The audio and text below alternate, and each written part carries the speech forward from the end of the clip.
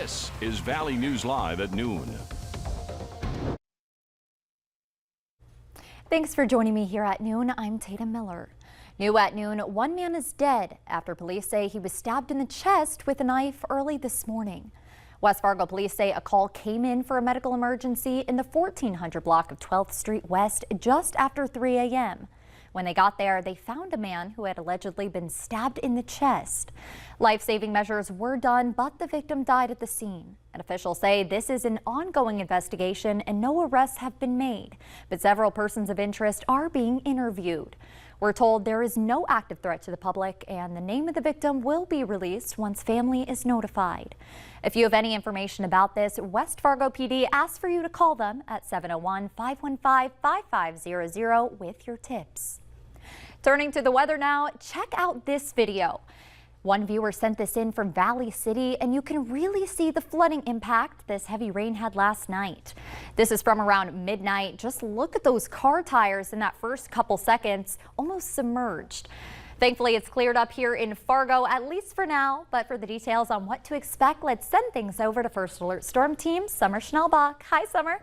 Hello and good afternoon. Yeah, some very localized heavy rainfall in the Valley City area. There was a report of around 4 inches. That can quickly lead to some flash flooding conditions. Maddock just shy of 2 inches, just shy of 1.5 inches in Edmonds. Sonora 1.16, Horace a little over 1 inch, and more reports as well. Harvey, North Dakota, reporting 1 inch of rain. Moorhead right around 3/4 inch, and here at our station in South Fargo, 67 100ths. Here was a report that had come in from Maddock of 1.75 inches of rain. We have cleared out. We're still seeing some lingering cloud cover in parts of Lakes Country. We're sunny here in Fargo, 75 degrees, and you can see from our Dakota Magic Casino Skycam in the background, the breeze has picked up a little bit. We're now behind a cold front that was responsible for the rain and stormy conditions late last night and into early this morning, but now we're continuing to clear behind that. For today in Fargo, temperatures cooler than over the weekend, roughly 10 degrees cooler in some locations. We'll be near the low 80s today, and in Grand Forks, some upper 70s to low 80s with a mix of sunshine and cloud cover. We're going to be on the cooler side compared to the weekend for a couple more days, but as far as any rainfall chances go, we'll talk more about that here in just a couple minutes. I'm almost thankful that the rain cooled us down after that balmy weekend. Me too. Yeah, we needed some relief, especially from the humidity. Oh, yes. Thank you, Summer. One man is hurt after a rollover crash on U.S. Highway 2 in Ramsey County, North Dakota. Highway Patrol says yesterday morning, a man from Stanton was headed west near Doyen when he entered a ditch and overturned. He was then transported to a hospital in Devil's Lake with serious injuries. No one else was involved, and the crash remains under investigation. North Dakota Highway Patrol has also identified the man hurt in a rollover crash in Cass County over the weekend. They say 54-year-old Robert Laris of Arthur, North Dakota, was northbound on Highway 18 when his pickup truck left the road and entered the ditch at the intersection of 26th Street Southeast. The truck vaulted the ditch and rolled when it landed, coming to a rest on its driver's side, with Laris trapped inside. Authorities removed him and he was taken for hospitalization, but Laris is now facing DUI charges and DUI refusal charges. North Dakota Highway Patrol says a Dickinson man is seriously hurt after a motorcycle crash in Stark County yesterday. State Patrol says the motorcycle was eastbound on Old Highway 10 when the driver lost control and ran off the roadway. He was ejected from the motorcycle and into the ditch. The driver was life-flighted to Fargo for serious injuries. NDHP says the man was not wearing a helmet at the time of the crash. This crash remains under investigation. Fargo police say that a woman was found dead in the Red River Saturday morning. Fargo Police Department responded to the 3700 block of Broadway North for body in the river. When crews arrived, they found a female dead, and police believed it was a suicide. Former President Donald Trump is expected to unveil his vice presidential pick as the Republican National Convention gets underway today. The tone of the convention changed after a shooter attempted to kill Trump at a rally in Pennsylvania. Sabrina Franza has our story from Milwaukee, Wisconsin. Former President Trump gave his now signature fist pump as he arrived in Milwaukee Sunday night for the Republican National Convention. It's the same fist pump he gave in the aftermath of Saturday's assassination attempt at his Pennsylvania rally. The former president told the Washington Examiner he looked away from the crowd at the last second, and that is what saved his life. President Trump is waking up this morning doing very well, feels very fortunate to be alive, and as he said, it's only by the grace of God that he's even still with us. Trump also said he's completely rewritten his convention speech following the shooting. The message that President Trump is coming out of this is very simple. We have to unite America. We have to unite the country. President Biden delivered a similar message in an Oval Office address Sunday night. You know, the political record in this country has gotten very heated. It's time to cool it down.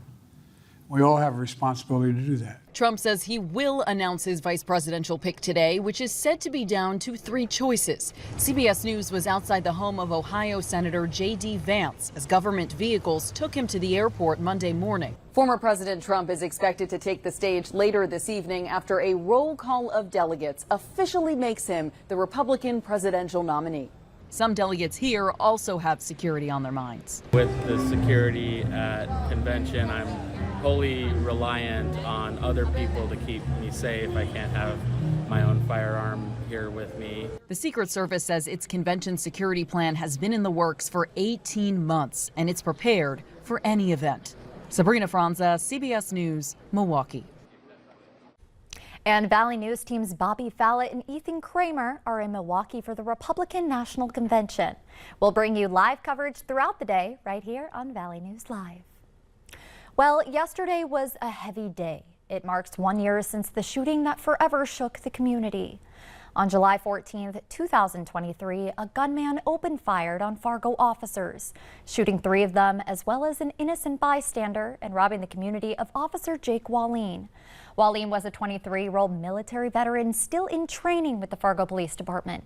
He was killed when a man set on a mass shooting armed with 1,800 rounds of ammunition, multiple guns, and explosives ambushed officers responding to a fender bender. Wallin was taking aim at the gunman when he was fatally struck.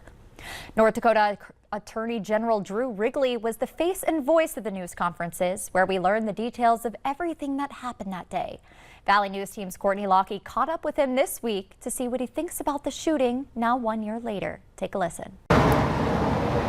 This area along 25th Street South in Fargo is all too familiar to North Dakota Attorney General Drew Wrigley. Officer Wallin gave his life here.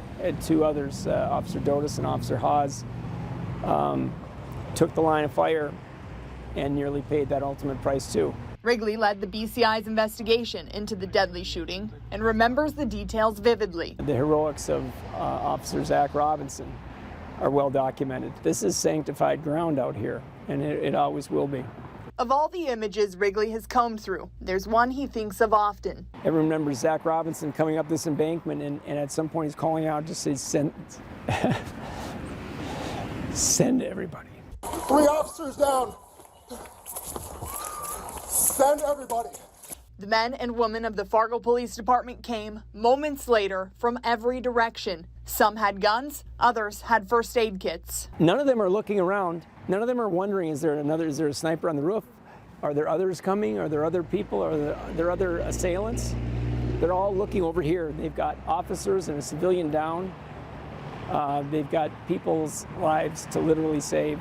The BCI was there in minutes, and the evidence uncovered after the shooting still haunts investigators who worked the case. The concern was very real all around, is what's coming next? Are we safe leaving our homes?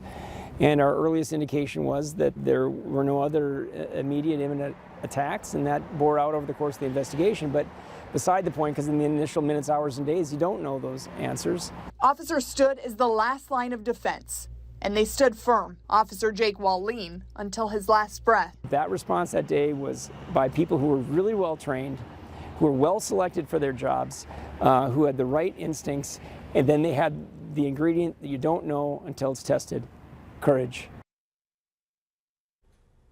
Coming up at noon, New York City is opening up the first sob parlor. What it is and how it's improving day-to-day happiness.